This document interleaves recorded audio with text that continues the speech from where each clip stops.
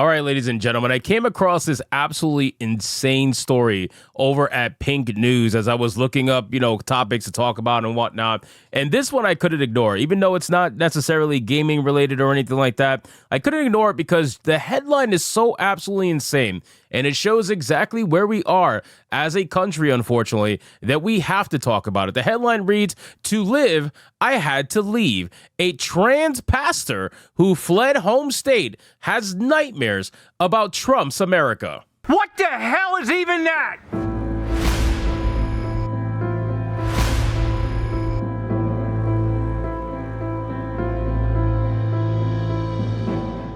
Yes, ladies and gentlemen, as much as you may want to think that that headline might be just a joke or something along those lines, and it just no way it could be real. I mean, trans pastor, are we really doing this right now? But again, this is the conversation I want to have in this particular video, is that the absolute mental meltdown that people are having over Trump's victory is hilarious to me for a multitude of reasons. One of the main reasons is the fact that these are the people who tried to claim for the last 4 years that XYZ person is your president. You need to get over it and stop melting down. And meanwhile, here they are with the revelation that their president is going to be Donald Trump, and now they are melting down. It's always rules for thee, but not for me. And then on top of that, too, it's this kind of like notion of my life is in danger. Oh my God, everybody's going to come after me come January when he gets inaugurated. I don't know what's going to happen. I got to run away. I got to flee. I got to go to another country.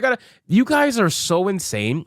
It's honestly not even funny. At this point, it's just pretty damn sad. So let's get into this article, guys, from Pink News. But of course, before we do, if you are new here, just consider hitting that subscribe button.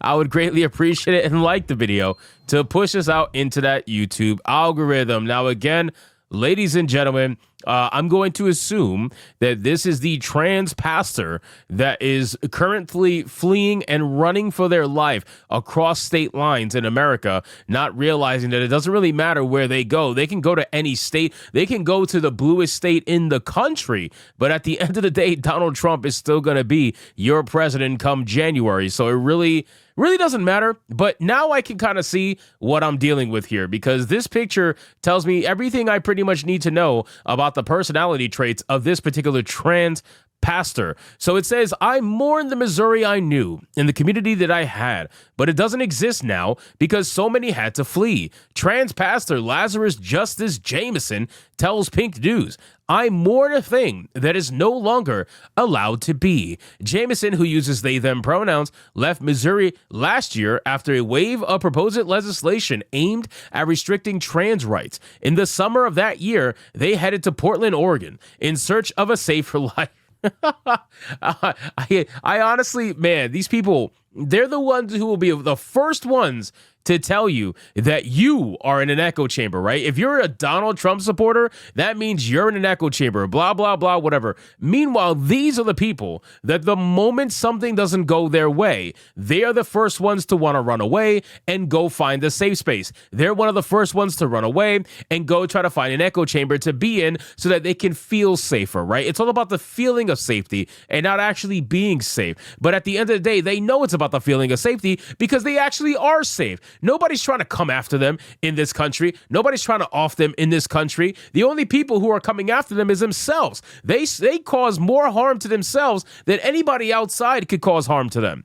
Then it says, to mark Trans Awareness Week, which I didn't even know was a thing, which runs until Tuesday, November 19th, Lazarus spoke about the harsh realities of being forced to leave their home simply for being trans. Missouri was listed among the worst states for LGBTQ people last year because of a raft of bills targeting the community. By early 2023, legislators in the conservative Midwest state have proposed 49 bills attacking trans people, with 40 still being tracked by the American Civil Liberties Union. Now, again, proposing bills doesn't mean the bills got passed, right? So how many of those 49 bills actually got passed is my question. I'm sure they're not going to mention it in this article because it would probably ruin their narrative, but still. And when they say targeting LGBTQ people, I am almost certain most of it has to do with the transitioning or the affecting of children in some way, shape, or form. And this is apparently a bad thing for LGBTQ people. They really want to push certain things on children. Why? I really don't know. That's for them to speak on, but still. The proposed laws include policies aimed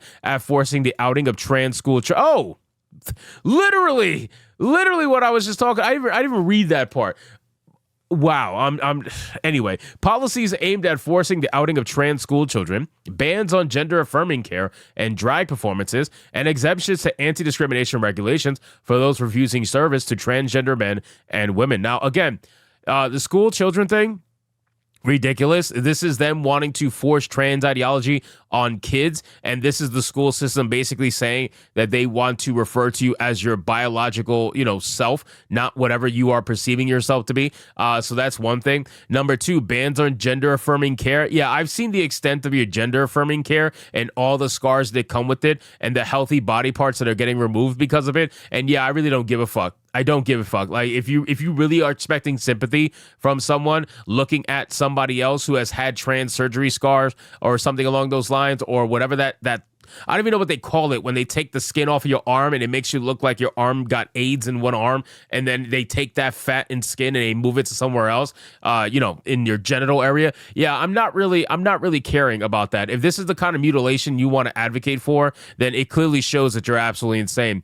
And then it says drag performances. Now, I would guarantee the drag performances that they're talking about banning is not all drag performances. It is probably drag performances that are going to happen mostly to children. That's the ones that they're banning. But again, I don't know the full details, so I can't really speak on that. And then the final one is exemptions to anti-discrimination regulations for those refusing service to transgender men and women. They have a right to do that, right? Like, you guys always scream that it's a private company, they could do what they want. Well, a private company can refuse to service you if they don't want to service you. You don't have they don't have to service you. It is not your right to get services from a certain company or to buy something from a certain company. This is why we have the freedom of the market. You can go to anybody to get your services. If you are going to someone and they say no, we don't want to service you for whatever reason, then that's up to them. You don't get that choice. You don't get that option. And you are the first people to, again, say all the time, oh, private company, they can do what they want. They can do what they want. Now, when you're the one getting denied, now all of a sudden you want anti-discrimination laws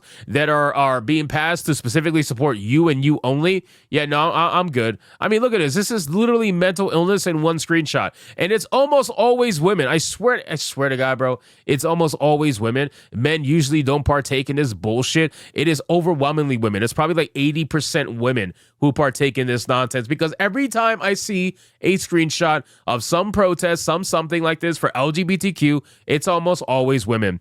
If there is men there, it's men that act like women. Despite moving to Oregon, one of the nation's most LGBTQ-friendly states, Lazarus still encounters discrimination and harassment. That's because to these kind of people, discrimination and harassment is just you disagree with them.